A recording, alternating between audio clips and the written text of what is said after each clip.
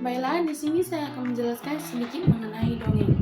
Nah, sebelum itu, adakah yang tahu apa arti dongeng? Dongeng adalah cerita rakyat yang tidak dianggap benar-benar terjadi oleh orang yang mempunyai cerita. Dan dongeng tidak terikat oleh waktu dan tempat. Dongeng diceritakan terutama untuk hiburan anak-anak. Walaupun banyak juga dongeng yang melukiskan kebenaran, berisi ajaran moral, bahkan sindiran. Dongeng juga memiliki ciri-ciri, di antaranya yaitu disebarkan secara lisan. Disebarkan secara lisan itu apa sih? Nah, di sini disebarkan secara lisan itu seperti pada zaman dahulu. Dongeng disebarkan secara lisan, kemudian dongeng dikenalkan sesudah disebarkan dari mulut ke mulut lewat kata. Kedua, yaitu disebarkan dengan waktu cukup lama. Nah, di sini orang-orang akan mengerti tentang pengertian dongeng dan isinya sebab disebarkan dengan waktu yang cukup lama, yakni sejak zaman nenek moyang kita. Ketiga, terdapat beraneka macam versi. Sebab penyebaran dongeng dilakukan secara lisan, maka tidak heran bila ada dongeng yang muncul dengan beraneka macam versi. Keempat, bersifat anonim. Nah, penulis mampu menciptakan dongeng ini umumnya tidak mengetahui siapa, tetapi dongeng ini selalu dikenal dan populer di masyarakat, khususnya pada anak-anak. Kelima, mempunyai pola. Pengertian dongeng umumnya mempunyai ciri yang memiliki bentuk, pola, atau berumus. Contohnya, kata klise, kata pembuka, dan penutup yang baku. Keenam, memiliki fungsi. Ciri-ciri dongeng berikut ini yaitu memiliki fungsi. Dongeng ini sendiri mempunyai fungsi dan kegunaan di dalam kehidupan yang kolektif maupun bermasyarakat, sebagai alat pendidikan, pelipur negara, protes sosial, dan proyeksi akan keinginan terpendam.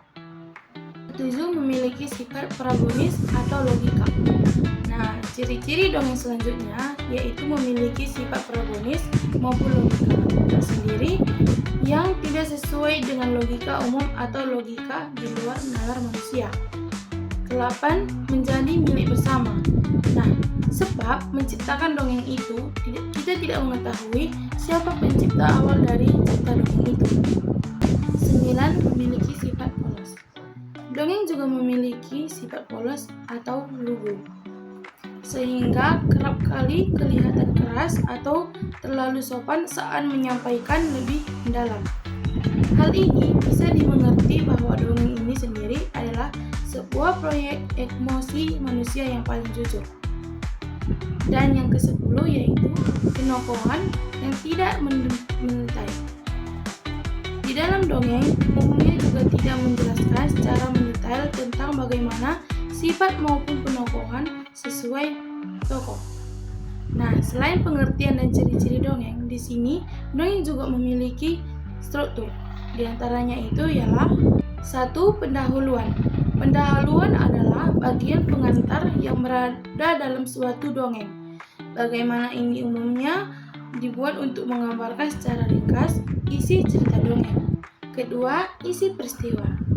Isi peristiwa merupakan bagian utama dan terpenting dalam suatu dongeng, di mana isinya menggambarkan tentang kejadian secara berurutan. Dan yang ketiga yaitu penutupan. Nah, penutupan merupakan bagian akhir yang terdapat dalam suatu dongeng. Pada umumnya berisi tentang pesan moral dan juga kata penutup. Nah, selain dari yang ketiga itu, dongeng juga memiliki unsur-unsur. Di antaranya itu tema.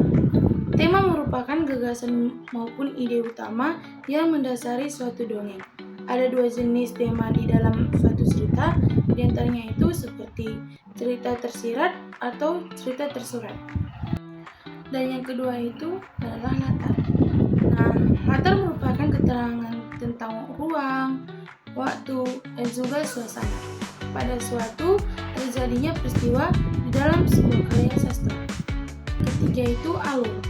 Nah, alur merupakan urutan peristiwa yang ada di dalam suatu dongeng yang saling berkaitan berdasarkan hubungan sebab akibat. Pemahaman alur akan memudahkan pada pembaca untuk mengerti dan memahami suatu peristiwa di dalam suatu cerita. Keempat, tokoh. Tokoh merupakan peran pelaku di dalam suatu dongeng yang memahami berbagai peristiwa di dalam 5 penokohan. Penokohan merupakan cara pengarang dalam menampilkan beberapa tokoh dengan watak di dalam suatu cerita dongeng, baik itu sifat, karakter, maupun kondisi fisik pada tokoh. Keenam, sudut pandang. Sudut pandang merupakan cara pengarang dalam menempatkan dirinya pada cerita dongeng maupun dari sudut mana pengarang menambahi ceritanya. 7. Majas. Majas merupakan gaya bahasa yang dipakai di dalam dongeng dengan tujuan untuk memberikan efek tertentu sehingga menjadikan cerita dongeng menjadi lebih hidup. 8. Amanat. Amanat merupakan pesan moral yang hendak disampaikan oleh penulis cerita dongeng terhadap pembacanya. Nah, selanjutnya di sini ada juga cara untuk menulis novel itu. Nah, cara-cara untuk menulis novel itu ada beberapa, di antaranya itu 1. Menentukan tokoh. Nah, menentukan tokoh ini adalah salah satu cara untuk agar bisa kita dapat menulis dongeng tersebut.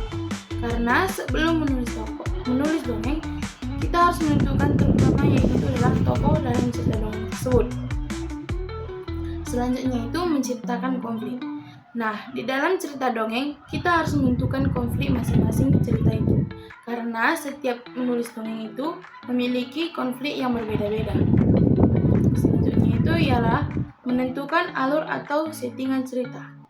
Nah, sebelum kita menulis cerita dongeng ini, kita harus menentukan alurnya. Mau itu alurnya maju ataupun mundur. Selanjutnya, kita harus menentukan settingan cerita. Nah, settingan cerita ini adalah kita harus pandai mengarang suatu cerita dongeng. Baik itu ceritanya mau sedih, senang, dan bahagia. Nah, selanjutnya itu menulis cerita. Setelah kita menemukan unsur, konflik, dan tokoh dalam cerita dongeng itu, kita sudah boleh menulis cerita itu. Maka dari itu kita harus pandai mengarang. Dan selanjutnya itu kita harus banyak membaca. Nah, karena penting untuk kita untuk banyak membaca agar kita tahu isi dan penulisan cara untuk menulis dongeng itu tersebut. Agar dongeng yang kita ciptakan lebih menarik dan lebih dapat mudah untuk ditangkap oleh anak-anak. Selanjutnya berlatih. Nah, di sini kita jangan pernah lupa untuk selalu berlatih supaya tulisan yang berada di dalam cerita dongeng sistemnya dan mudah untuk dipahami oleh anak. Karena setiap penulisan cerita dongeng itu kita juga harus pandai dalam melatih diri. Agar apa? Agar anak-anak bisa dapat menangkap dan memahami cerita dongeng kita terlebih mudah dan bisa dimengerti secara mendalam. Nah, selain itu, dongeng juga memiliki jenis-jenisnya. Di antaranya itu adalah mite atau mitos. Nah, mite atau mitos ini merupakan jenis dongeng yang menggambarkan mengenai hal-hal yang seperti menggambarkan tentang makhluk halus. Selanjutnya itu sage.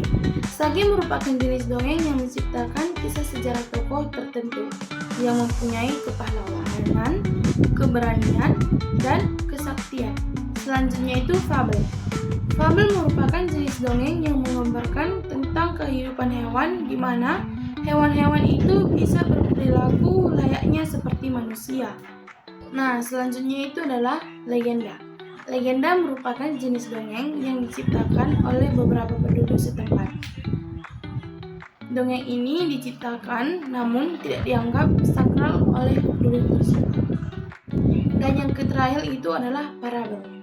Nah, parabel merupakan jenis dongeng yang kisahnya mengandung nilai pendidikan, baik itu pendidikan moral maupun norma, agama, dan bahkan pendidikan yang disampaikan secara tersirat. Baiklah, dari materi yang saya sampaikan barusan, saya akan membacakan satu dongeng mengenai gajah yang sembuh. Nah, pada suatu hari di hutan yang lebat, hiduplah seekor gajah yang sangat besar dan kuat. Gajah ini sangat sombong karena tubuhnya yang besar dan kuat. Ia merasa dirinya adalah penguasa hutan, dan seringkali ia mengganggu hewan-hewan yang lebih kecil dari dirinya. Di suatu hari, ketika gajah sedang berjalan-jalan di hutan, ia melihat seekor semut kecil yang sedang sibuk membawa makanan untuk keluarganya. Nah, gajah tertawa. Ia melihat semut yang begitu kecil dan terlihat lambat.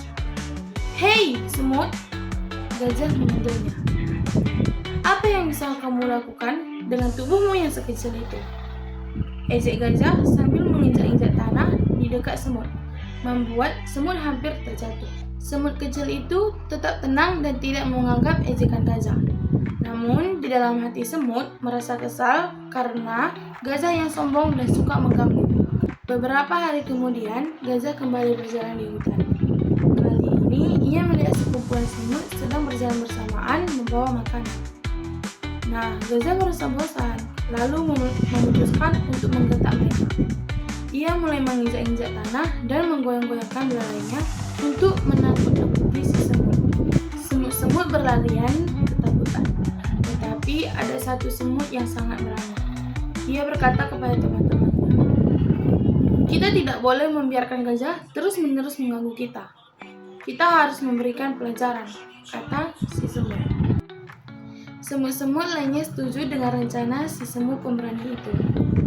Keesokan harinya, ketika gajah sedang tidur siang di bawah pohon besar, semut pemberani itu dengan berhati-hati mendekati dan memanjat ke badan gajah. Kemudian ia masuk ke bagian belalai gajah dan mulai menggigit bagian dalam belalai gajah tersebut. Gajah terbangun dan merasa sakit yang luar biasa di bagian belalainya. Ia menggeleng-gelengkan kepalanya dan berusaha untuk mengeluarkan semut dari belalainya, tetapi tidak berhasil. Semua semut kecil itu terus menggigit sangat kuat. Gajah berteriak kesakitan dan mulai memohon kepada semut. "Tolong, semut kecil, keluarlah dari belalaiku. Aku berjanji tidak akan pernah mengganggu kalian lagi," kata si gajah. Semut mendengar permohonan gajah, dan pada akhirnya keluarlah semut dari belalai gajah. Gajah yang merasa lega langsung berterima kasih kepada semut dan meminta maaf atas kesombongannya selama ini. Sejak hari itu, gajah tidak pernah lagi mengganggu hewan-hewan kecil di hutan. Ia menyadari bahwa meskipun kecil, semut memiliki kekuatan yang luar biasa dan harus dihormati seperti hewan-hewan lainnya. Pesan moral yang kita dapat dari cerita tersebut ialah kita belajar bahwa kita tidak boleh meremehkan kekuatan orang lain. Tidak peduli seberapa kecil atau lemah mereka terlihat, seperti makhluk besar atau kecil, memiliki peran penting dan harus dihormati. Kesombongan hanya akan membawa kerugian pada diri sendiri. Sekian dari materi kali ini. Kiranya materi yang saya bawakan kali ini